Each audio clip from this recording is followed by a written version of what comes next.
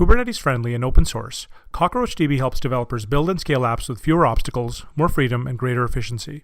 Discover CockroachDB, the most highly evolved database on the planet. Get started for free and get a free t-shirt at cockroachlabs.com/InfoQ. Hey folks, before we get into today's podcast, I wanted to share with you details on our upcoming QCon Plus virtual event, taking place this May 17th to the 28th. QCon Plus focuses on emerging software trends and practices from the world's most innovative software professionals. All 16 tracks are curated by domain experts to help you focus on the topics that matter right now in software development. Tracks include leading full-cycle engineering teams, modern data pipelines, and continuous delivery workflows and platforms. You'll learn new ideas and insights from over 80 software practitioners at innovator and early adopter companies.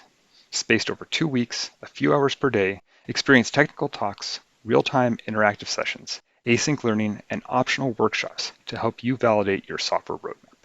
If you are a senior software engineer, architect, or team lead and want to take your technical learning and personal development to a whole new level this year, join us at QCon Plus this May 17th to the 28th. Visit qcon.plus for more information.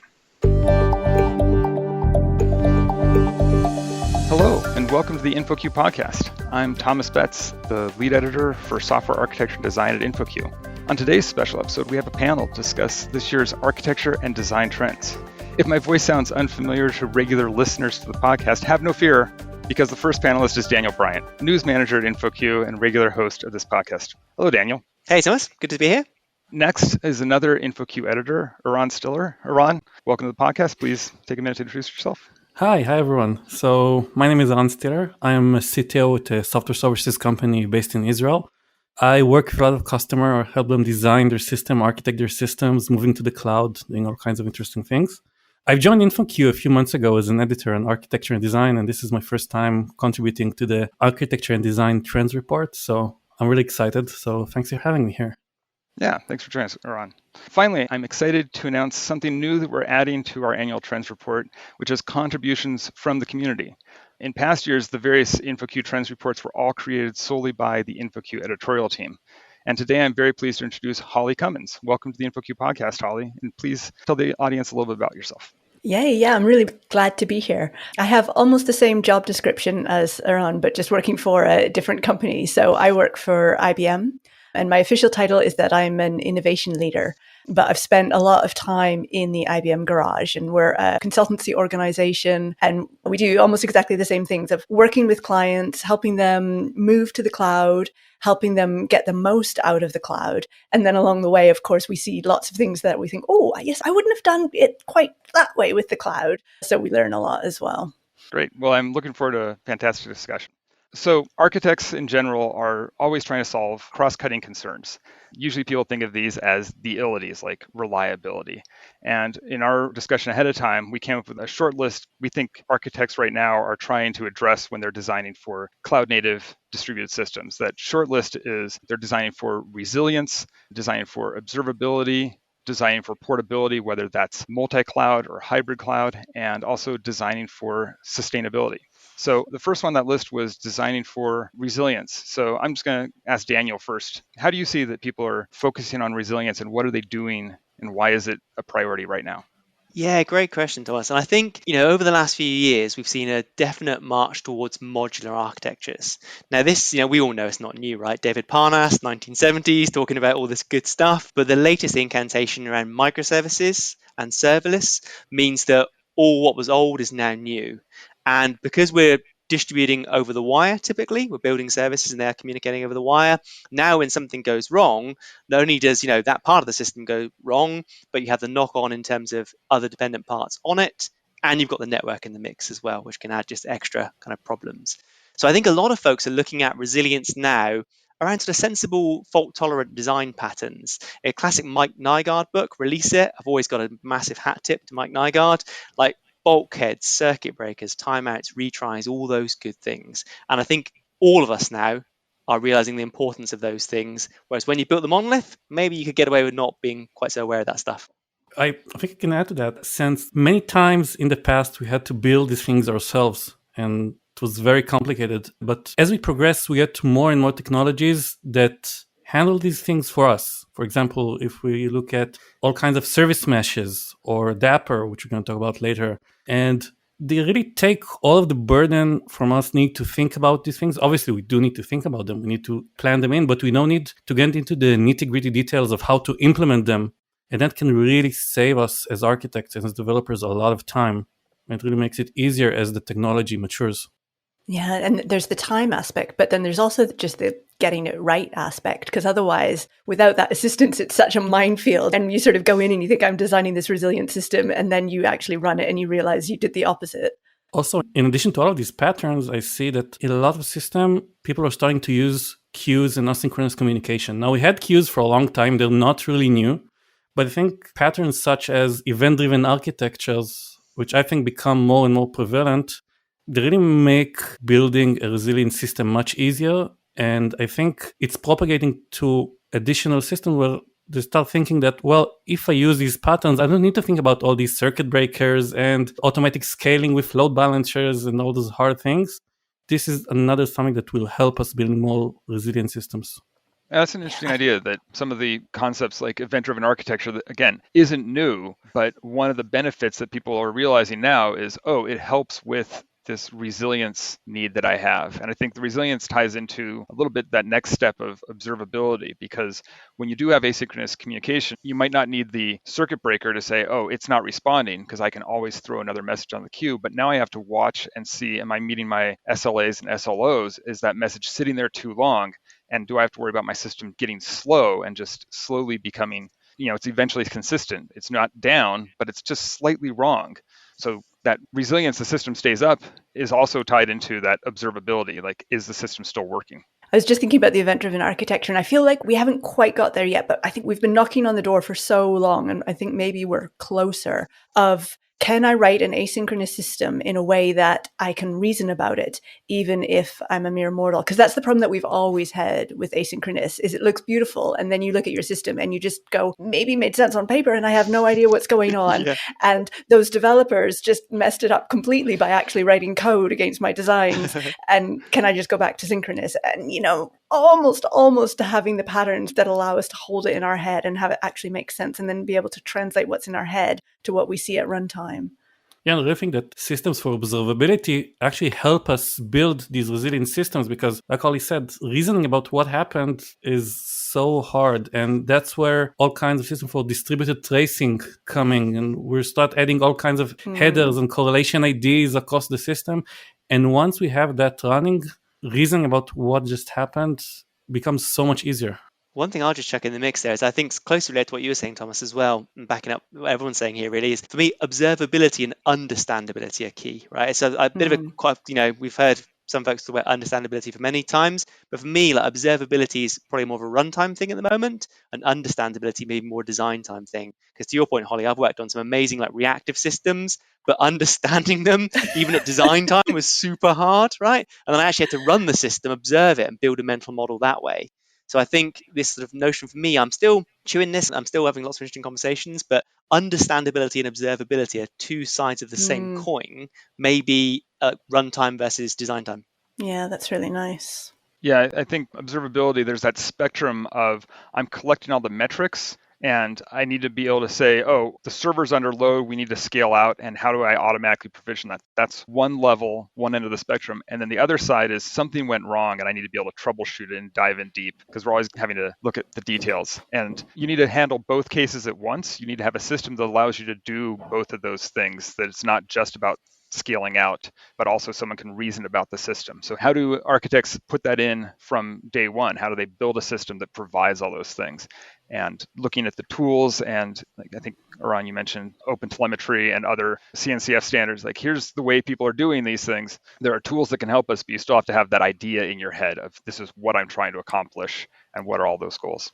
I think we're making more progress as well on the resiliency of our observability, by which I mean, does your observability solution actually survive contact with reality? Because I think in the past, we've had so many that relied just on manual instrumentation.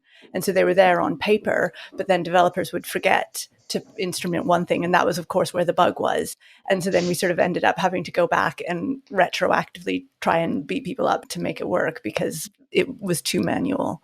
And I think once the system is truly observable, it becomes the best architecture documentation that you can have about your system. You can actually see which service is talking to which service, which operation goes where. And in a post, all the architecture diagrams that everybody forgets like a month after production, Yeah. this one actually stays alive. And someone comes in and can actually see what's happening in the system and understand it, like Daniel said. Right. And the system can evolve naturally, because if you're just publishing messages and people start subscribing to it, you don't have to go and update your document. You can just now see, oh, these are all the subscribers. I've got to do a shout out to John Allspore's work. He often says standing on the shoulders of giants, and he talks a lot about the above and below the line mental models. Like the above the line is kind of your boxes and arrows, right? But you need some way of actually poking below the line to test those kind of things, asking ad hoc queries, for example, things like that of your observability systems, and going, is this mental model I've got correct? No, it's not.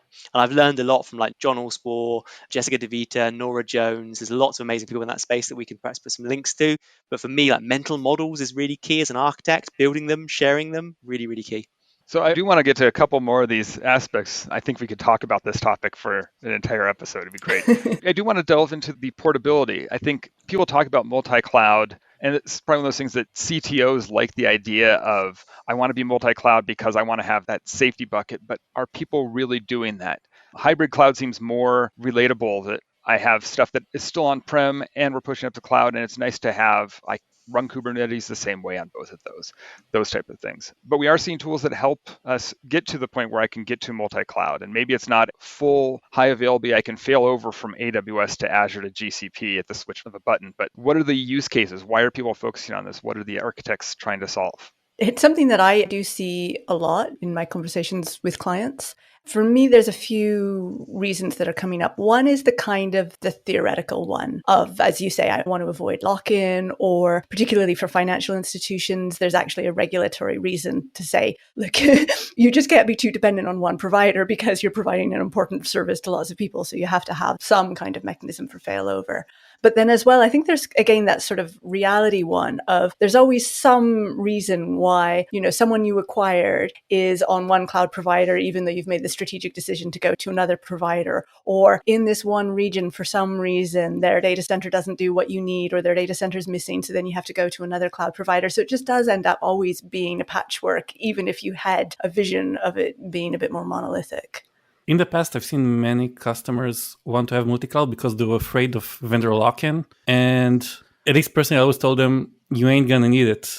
You're not going to move cloud just because you're there, because your data is there, your DevOps process is there. You're not going to flip a switch and move to another cloud. But I think in the past year, or maybe even two, a lot of CTOs became more pragmatic and practical. Say, well, if I needed some service on another cloud, then I'll use that because it's there. Why not? And if I need a specific region for my data to reside in, then I'll use that because that's available.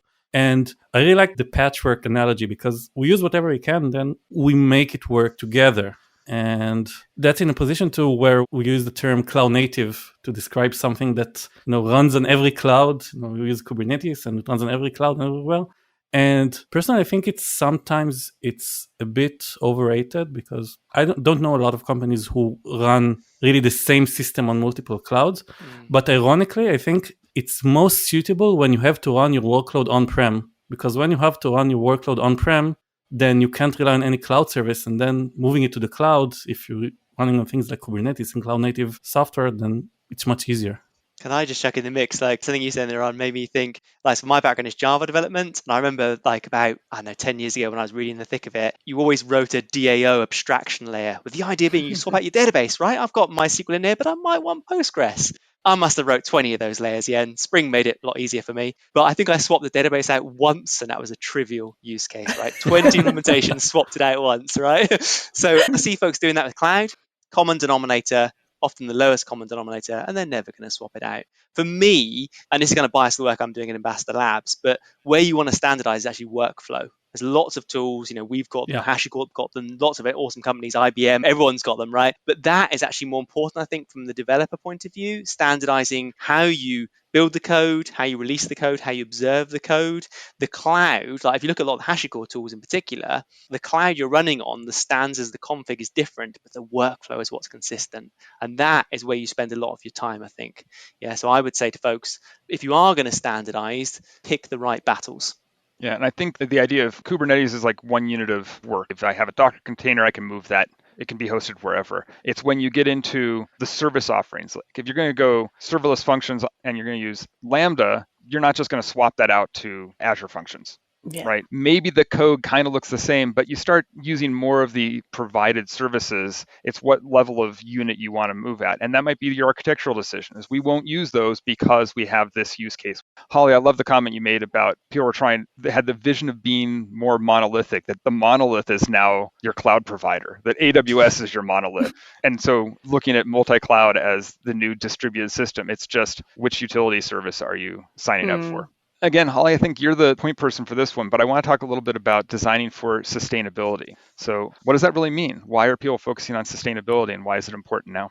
So I think this is an emerging one. Like, I think we're just starting to work out the best practices for this. But just like the rest of the world, we're looking at our industry and we're realizing, actually, our industry is responsible for quite a bit of carbon. It's comparable to aviation, which, we sort of think of aviation as like the poster child for climate irresponsibility. And actually, we're about the same. And then there's a whole bunch of conversations that flow from that. So part of it is some of what I'm doing waste? And if we identify waste in the system, I saw it described today as a quadruple win, because waste causes our systems to go slower. So, we have too many layers of abstraction, going back to your example, Daniel, or we just have bad code that's running cycles that it doesn't need to. So we get rid of that. Our users are happier because things are running faster. Our costs are lower because we're using less electricity, we're using less cloud providers. And by the way, we're saving the world, which is, something that probably most of us, fringe benefit.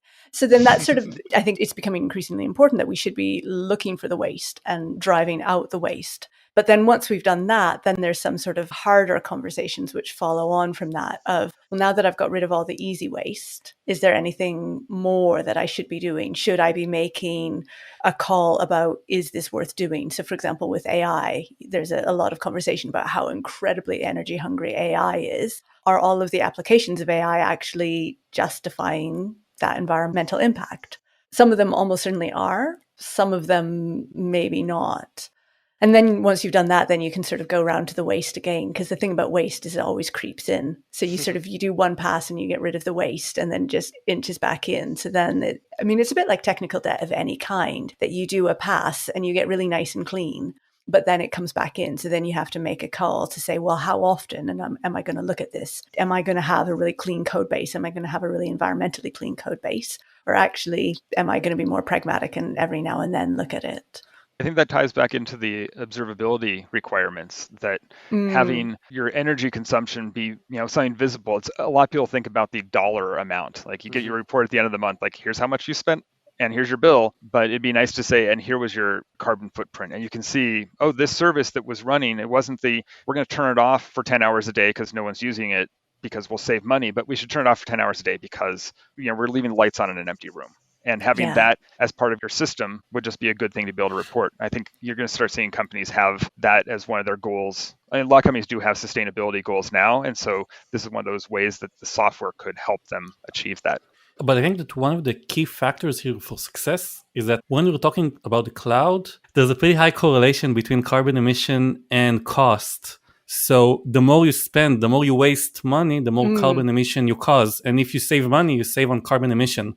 So I think the cloud actually makes it much easier to design for sustainability and gives you that incentive to invest in it. Right. So even if we don't have a specific metric, it does have that secondary effect. Like you can say, we're saving money, so we're saving it because so much of it is compute driven. Yeah, you get that sort of easy first order metric, which is the cost, which Yep. you're so right. And it's really visible. And then there's kind of a second order metric, which is, I think at the moment, we're not really doing a good job of getting surfaced. So then that goes back to the observability question of, depending where I run my workload, it could be actually running on 100% green energy, or it could be running on Virginia on coal. And that's going to be really, really different. And so how do I know? And then once we've sorted out the observability, then it goes back to the hybrid cloud, multi-cloud portability, which is, well, actually, could I take my workload and could I move it from Virginia to Iceland because there's no reason for it to be in Virginia? To that point, Holly, I've heard you say this, and also Anne Curry, is a lot of the cloud vendors are very customer focused. One in particular, which remain nameless, right, is customer obsession. Ask for it as a customer if you care about this stuff. If you're caring, I think caring about the future, right?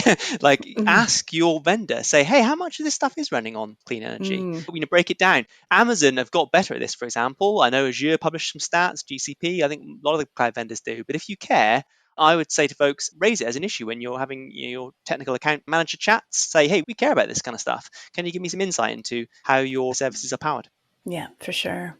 So I want to move us to the next category of topics. There's a banner of what I would call correctly built distributed systems. I think distributed systems, microservices are not exciting anymore in and of themselves. Like that's so far down the spectrum of across the chasm on the architecture trends report. But we've seen that pushback. We saw, one of the big articles last year was about conference presentation of our journey to microservices and back again. Like companies have gone all the way, had enough pushback and said they didn't solve our problem because they're meant to solve a different problem, or they caused these other problems that we weren't ready to handle. And that's led to a few different design options surfacing. One of them is the modular monolith, that you can get a well-designed monolith. Self-contained systems, that you don't think about individual microservices so much, you start packing them together into units of work that teams can manage. Serverless, I think, falls into that. Like, where does it play a role?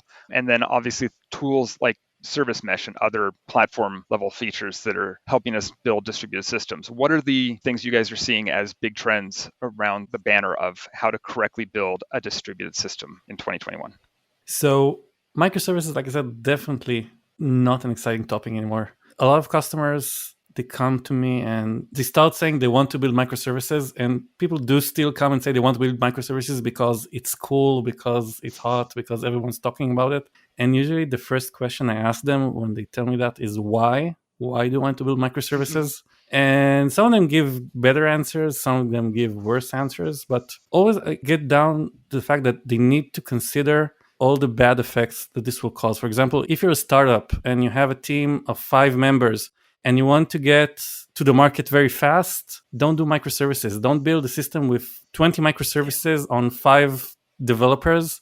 That's not going to work. That's not the way to get to market. And more I see use of the modular monolith pattern that I promote with my customers a lot, especially when they're only starting, they're a startup, they're very small time. Okay, keep the benefits of being able to split it up later into different deployment units if you'll have to. And try to avoid big couplings that become a big monolith later. For example, don't have a single database schema with all the references between all the entities in the system. You won't be able to break it up later. So do think about it in advance, but at least don't pay the costs upfront. And that's where the modular monolith pattern comes in. And I see more and more developers and architects use it and employ it. I was just going to say, one of our IBM fellows has a rule for the why question, which I love, which he asks why. And if they start talking about coupling and cohesion, then he knows they're on the right track. If they just say Netflix and then say Netflix again, then he knows that maybe he needs to do some coaching. Yeah, I think the way I think about the modular monolith, I came up from N-tier architecture. You have your data layer, you have your business layer, you have your UI.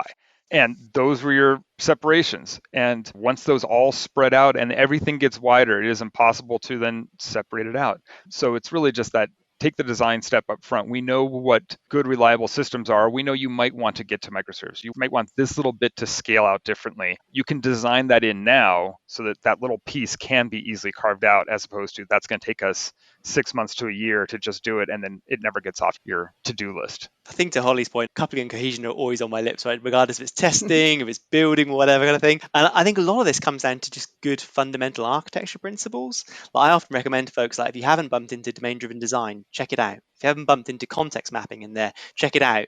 And then to your point, Iran, it's just building well-architected systems, right? Encapsulation, information hiding, clear interfaces, abstractions, facades, all these kind of good stuff that I remember, back when I was just at a college or at a university, and I was reading Headfirst Design Patterns, which is still a fantastic book, recommend it to everyone. But it was more approachable than the Gang of Four thing. But it really taught me that a lot of this stuff is just, it's fundamentally good design. It's taking a moment, recognizing your goals, recognizing your constraints. There is a series of best practices that can be used regardless of technologies, and just taking a pause. And I really like your pitch there, Holly, because I definitely bump into people that just say Netflix, Uber, Netflix. And it's just hang on, do you know what coupling cohesion is? And if they say no, I'm like, right, let's do some training. Not everyone can know, it's fair, right? We all start from a point of not knowing things. And I'm like, let's break it down. Let me teach you this stuff first, and then we'll look at what Netflix are doing. And I think we sometimes assume, or people sometimes assume, that the microservices are going to enforce the good design, and that because it's distributed, then once you're distributed, then you're automatically going to be decoupled. And of course, it's just, if you didn't know how to decouple before you distributed your system, being distributed is going to make the coupling more painful, but it's not going to make the coupling any less. Right. I'm glad you brought up DDD, Daniel, because I think DDD saw this resurgence about 4 or 5 years ago. There were 2 or 3 big conferences around the world just on DDD. And it really was this book that was written 17 years ago, I guess, 18? Yeah, something like that. And it was okay, here's how you handle complexity in very large software systems. And it took microservices to become the thing. And then you're like, oh, but my microservices don't work. Well, do you do it right? Well, how do I do it right? Here's one example of how to just, again, do context mapping. Here's how you break down and think about where your bounded context in your system. If you get that right, it doesn't say it has to be microservices. DDD was written decades before microservices became a thing. So it's just saying, here's how you encapsulate your system. And that leads to a good distributed system. And going back to earlier point, if you want to do event-driven architecture or just have more queues and more asynchronous processing, you can look at that and say, these services, these are our boundaries. Here's how they should communicate. It doesn't enforce good practices, to Holly's point, but it allows you to take advantage of good practices if you have the things broken out correctly. And I think that for many decades, really all we want to achieve as architects is high cohesion and low coupling. And we did it with classes and then components and then with assemblies. And I think we have the pendulum swings all the way to microservices where we have a lot of small components. And I think the pendulum is swinging back at the moment, where we go to less components, where each component is bigger, but we're learning from things we've done in the past. And the platforms are catching up on what we can do with them. And I think we'll probably find a balance there. So, of course, every system has its own needs, and enterprise is not like a startup. But we're starting to understand, what we did wrong with microservices and the problems they introduce. And we start going back into a more, let's call it a sane approach for most systems. Can I just check in the mix? Something you said there and really resonated with me in that I just want to share the C4 model. So Simon Brown's C4 model is something I recommend every time along with DDD and so forth. But something I heard you say there was around it's like turtles all the way down, right? It's cohesion at system level, cohesion at the application level, at the service level, at the module level, these kind of things. And if you learn good practices, they're often can be sort of applied down the stack. And I'm lucky enough to know Simon quite well. But when I met him 10 or more years ago now, I remember him explaining that to me. And I was like, oh yeah. And the C4 model is a really nice vehicle for understanding the 4 C's. And I'm probably going to mangle them. So apologies, Simon, if you're listening. But it's context. I'm not going to go there. But there's 4 C's, right? And I have to look at the diagram, but I show folks every time. It's fantastic for building that mental model around. It's turtles all the way down, but it's exactly what you said, Aaron. It's always high cohesion and low coupling. I think that kind of wraps up the distributed systems. One thing that at least I've seen a lot of stuff on InfoQ that I've been working with lately is how data architectures have been flowing into the domain of just software architecture. And I think some ways this was one of those, we'll let the data architects sit over there and they'll handle reporting or ETL or whatever it is. And we're having to do that shift left.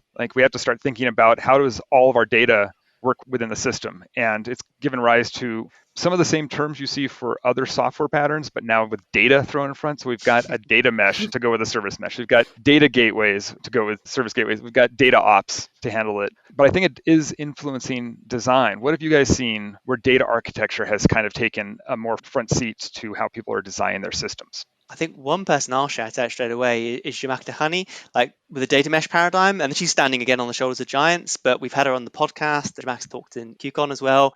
And she's bringing a lot of well-established principles into the ETL, the extract, transform, load, and data modeling and all the other good things associated with that. Things like design thinking, empathizing with your users. To your point, Thomas, I've seen many systems, I've worked on many teams building systems that data was just a thing you collected and it was there. Like there was no like, hey, how are we going to use this stuff? It was just, let's put it in the corner, it'll be fine, right? Put it in the data warehouse.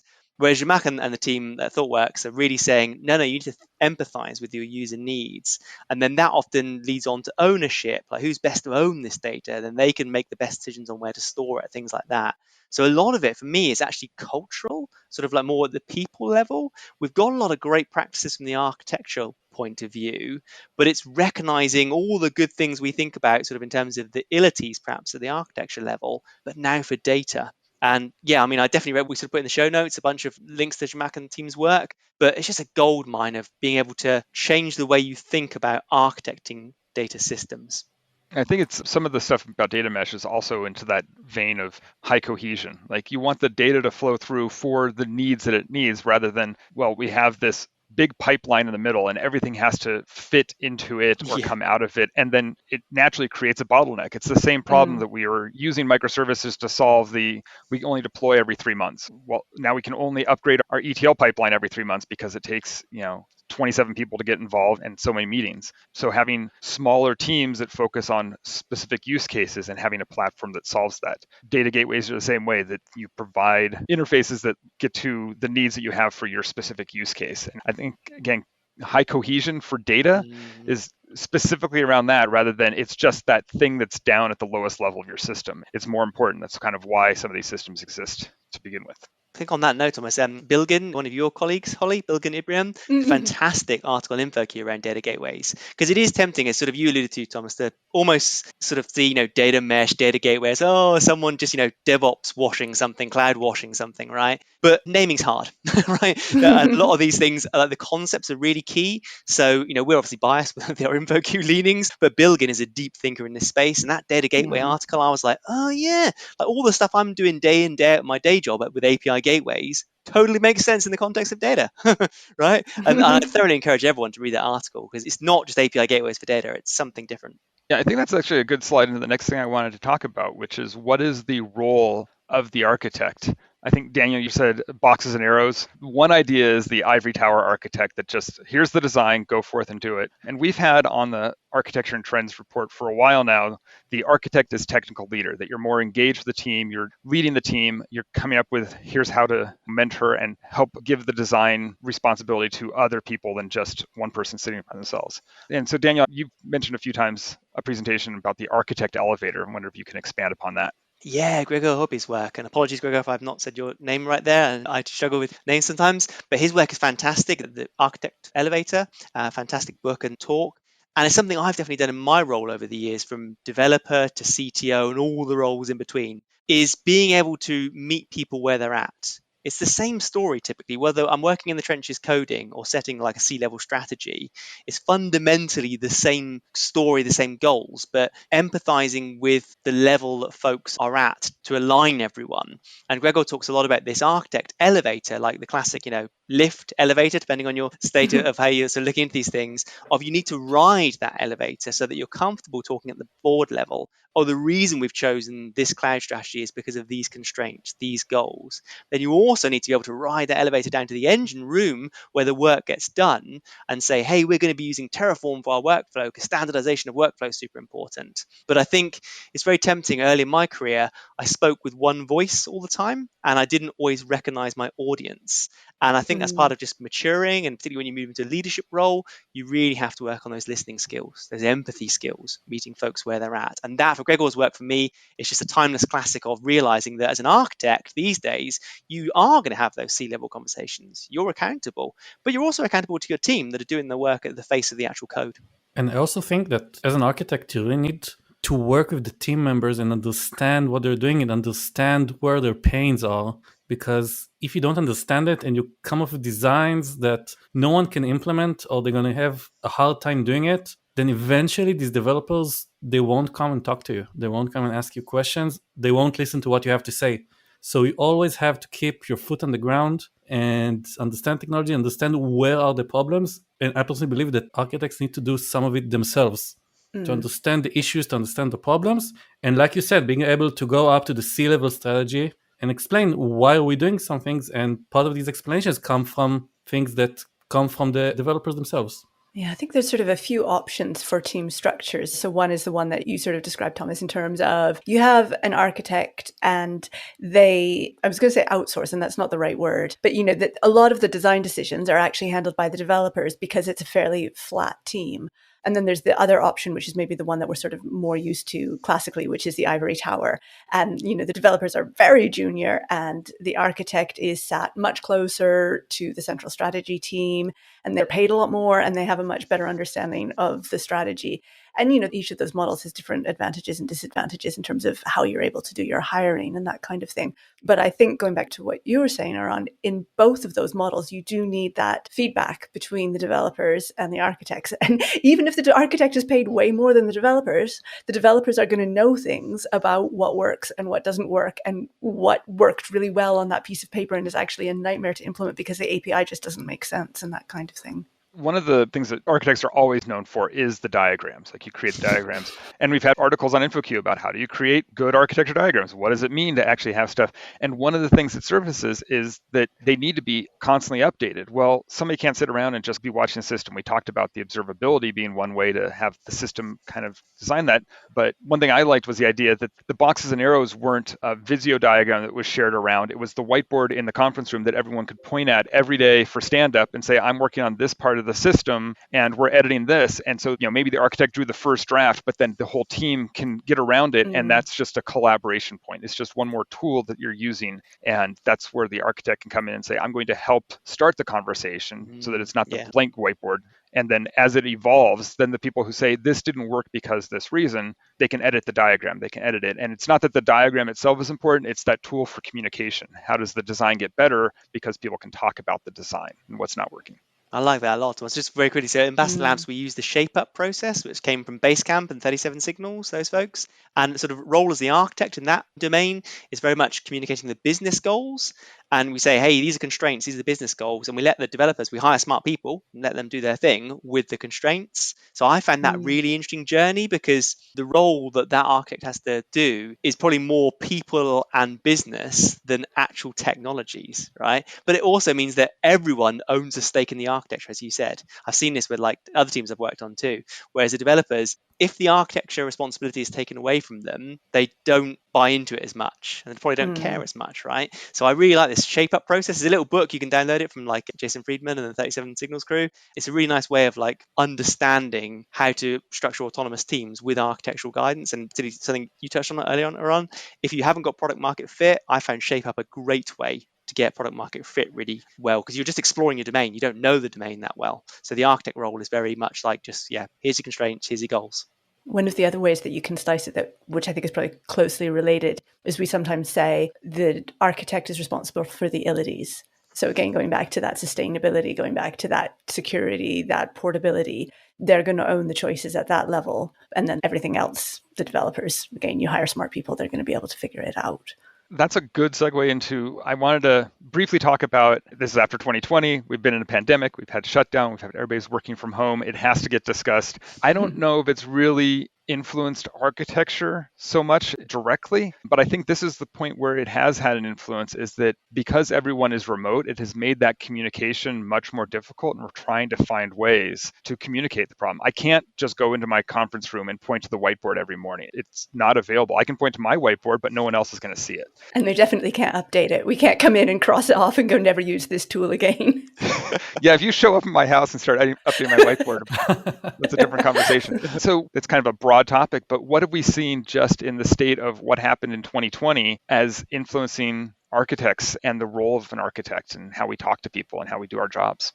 Just going back to what you were talking about, Aran, about the communication, I think one of the good communication mechanisms for an architect is that eavesdropping and is hearing what's going on. So if they're sat in the same room as the developers and they can hear that the developers are having an absolute nightmare because of one of the choices that the architect made, then the developers don't need to come and complain. The architect already knows and can say, okay, let's look at this again. Maybe something wasn't right. But if it's remote, then it just makes it easier to get wrong decisions not actually discovered until it's way too late. I think good Slack discipline, or insert your choice of I am here teams, other ones as well, because that's something I've definitely noticed we're doing a lot more over the last year, Holly. We're communicating, like almost eventing to some degree. I'm doing this, I'm doing that. And I haven't got to necessarily read every message. I scan them and I go, oh, my team's chosen to do that for this reason. And we try and capture some of the bigger things in like architecture decision records. I think super useful. So the one thing I think COVID has done is if you used to rely on tribal knowledge, that gets a lot harder now. I think folks have, I've seen a lot of chatter on the interwebs in general. Folks are being more disciplined in their communication tool. They're capturing things using architecture decision records. They're updating their GitHub readmes a bit more. So I think this kind of broadcasting, because yeah, totally get what you're saying, Holly. Like in an office, by osmosis as an architect, that's a key skill, right? You listen, you sort of take the pulse of the water cooler, right? You have to do that in Slack now. You have to do that in Teams. You have to do that in Zoom. And I think, and also capturing some of the artifacts for async consumption, because I work in a distributed team across, even us chatting here, we're across like 3 different time zones, right? So, that's a common thing these days. And I think also the role of tools is much more important in collaboration. So, for example, Thomas mentioned the whiteboard, that we can't just come in and work on it together. We have to use something as part of Zoom or Teams or whatever. Or, for example, tools for design review or code review that are suddenly much more important, because this is my way of knowing what is happening, what is going into the system, what are the choices that are made when I'm not there, because like Holly said, I'm not sitting next to the developer, I'm not in the next room. They can call me, but it's an extra step. They'll only do it if they really have to. So all of these collaboration tools and the culture around them for mainly design review, code reviews, I think they have a much more important place in a remote work environment. One thing I'd also chuck in, like shameless plug for QCon here, because many of us are involved in QCon or have spoken at QCon, this is fantastic, is I have missed the spaces to discuss with like-minded folks, yourselves all included, right? We've had to arrange the podcast, the chat, whereas before I probably would have bumped into you at a conference or bumped into you at a meetup, those kind of things. So that has actually been, it's not just architects, it's many folks. It's a subtle thing. I think we're quite privileged here. We've all sort of got capital, so to speak, architectural capital, and we're drawing down on that as the year goes on, and we're doing little odd coffees with folks on Zoom and things. But imagine if you're new to the architecture space and now you can't go to these, QCons, you can't go to these other conferences to learn by osmosis from peers and from luminaries in the industry, right? So I think that is something we're going to see ramifications for later down the line. It's sort of like, without getting too deep here, there is that kind of missing generation fear, right? We might have to work a bit harder with folks to make sure they're brought along on the journey, because the stuff that we all took for granted by being, again, very privileged to go to conferences and network and things, that's just not happened that much the last year. So that's something definitely on my radar as I'm helping out with QCon Plus that's coming up soon now, trying to think about how do we make sure we're covering all the things and providing spaces for folks to talk about the things that we're not covering or to go into more depth. So I think it's going to be interesting the next few years, right? Yeah, I think that's where that architect as technical leader surfaces, because you have a role. You're not the only architect at your company. There's going to be someone coming behind you, and that's where mentoring comes in, who has that little interest that says, I like thinking about those problems. I like the idea of thinking about the utilities. How do I get more invested in that? And if you have been fortunate enough to go to a QCon and the hallway track is, a main feature, and we've got it at QCon Plus and the InfoQ Live, but it's still that extra step of I have to click on the link to go into the next room and know that that's a thing. Versus at QCon, you just walk outside and people are having a conversation. Yep. You can just stumble by, hear it, and that can be the biggest moment you have in the week. It's the same thing you lost when you had the water cooler osmosis. We're not getting that, but then the next generation is also losing out a little bit.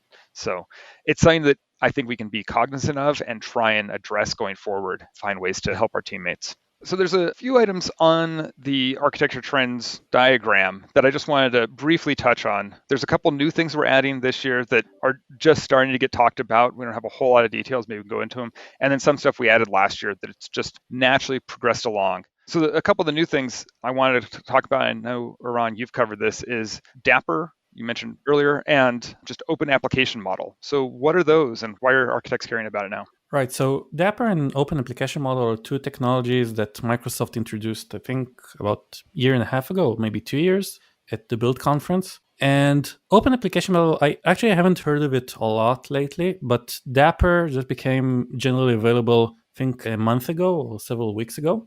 I think Dapper is really interesting because for those of you who don't know, Dapper, it's like an abstraction for writing distributed applications. So it abstracts away all kinds of aspects like state management and service invocation and pub/sub and message brokers. And the idea there is that it's very similar to a service mesh where you run a sidecar next to each one of your containers. It's running on Kubernetes, so run a sidecar next to each one of your containers, and you interact with it either via HTTP or gRPC, and you can interact with it either directly via the service API, or you can use an SDK, and they have SDK for several tools.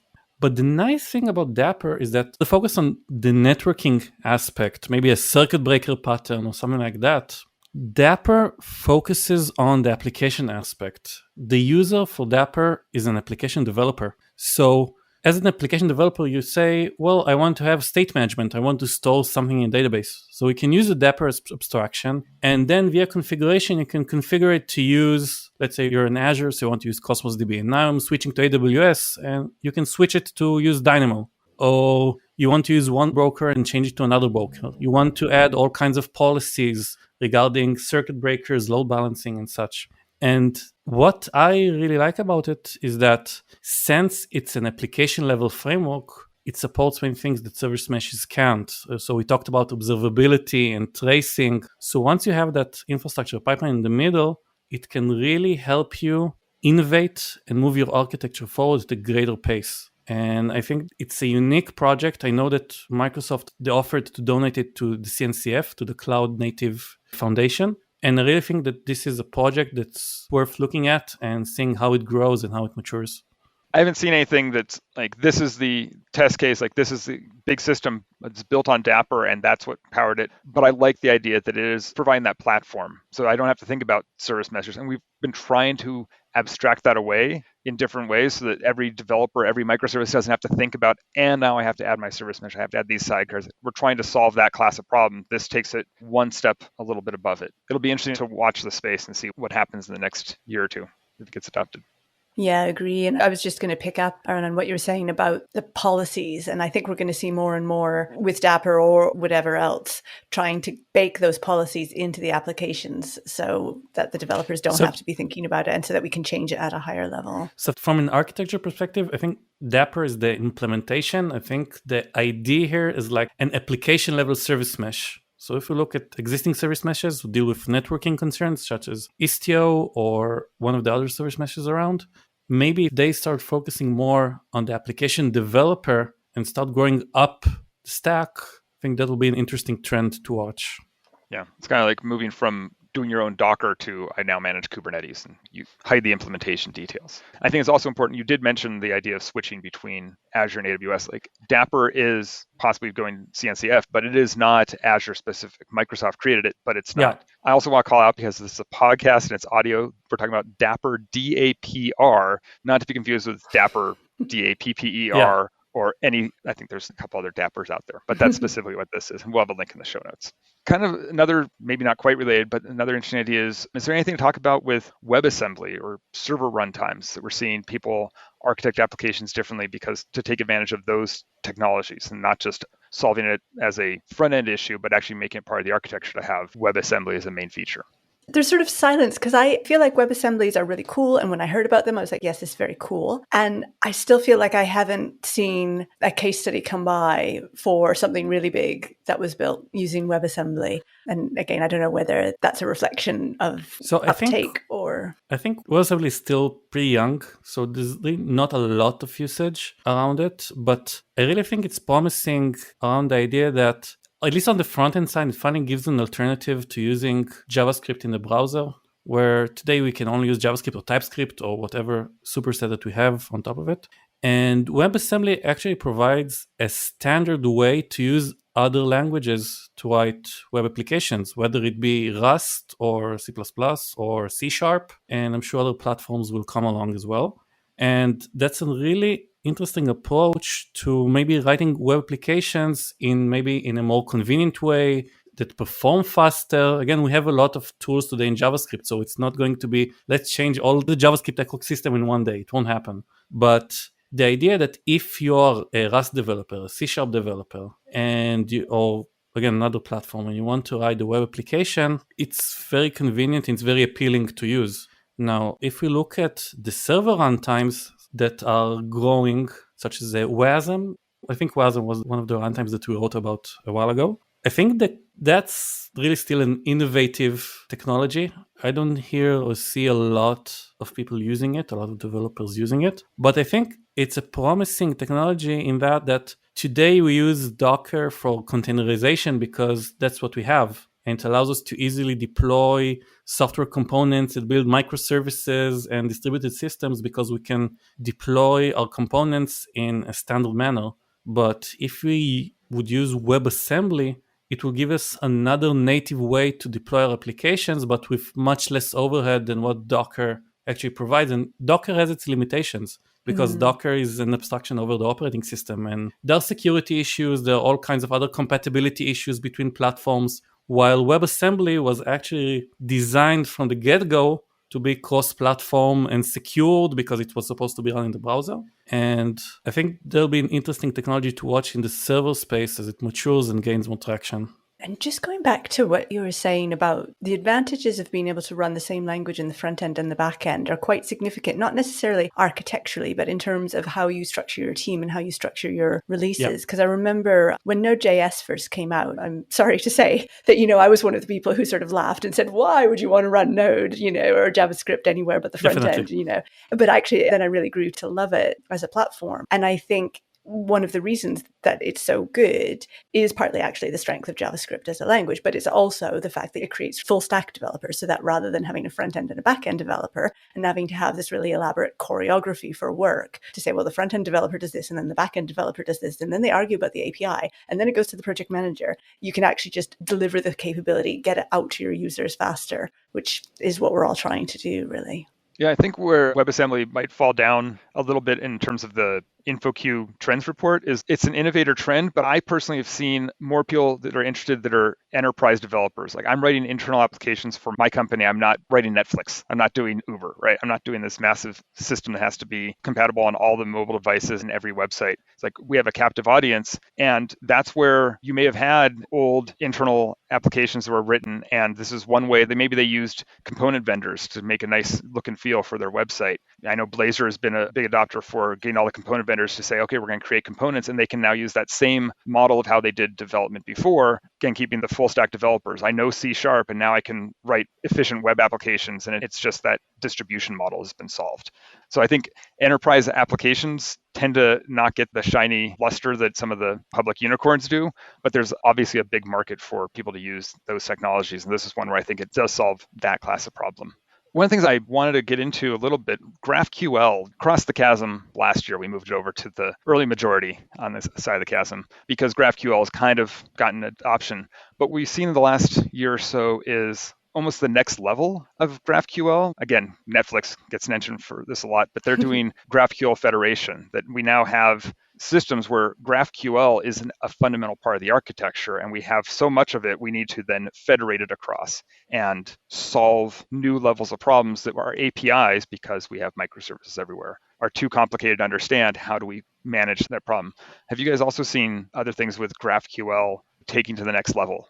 I've been seeing a little bit of pushback on GraphQL, actually. A bit like all of these things, there's the pendulum. So now that it is in that sort of majority adopter status, I am seeing more people saying, well, actually, it solves this problem really neatly, but it creates these other two. And maybe we need to be revisiting this and having the conversation about what the trade-offs are. And then I think that does tie into things like the federation, where we then say, okay, actually, the solution to this problem is to invest in those extra layers and do the things like the federation sometimes. So I think we mentioned Netflix earlier when we talked about microservices. And I think Netflix is also the poster child of GraphQL and using GraphQL Federation and GraphQL microservices. And I really like what you said about the fact that it solves a hard problem, but it creates others. As an architect, I believe that we should use the right tool for the job. And I don't think it's necessarily we'll use either REST API or GraphQL APIs. Sometimes you need both. Maybe you want to create a public API that should be interoperable and want to use easily through standard mechanisms, and then you'll choose to have a REST API.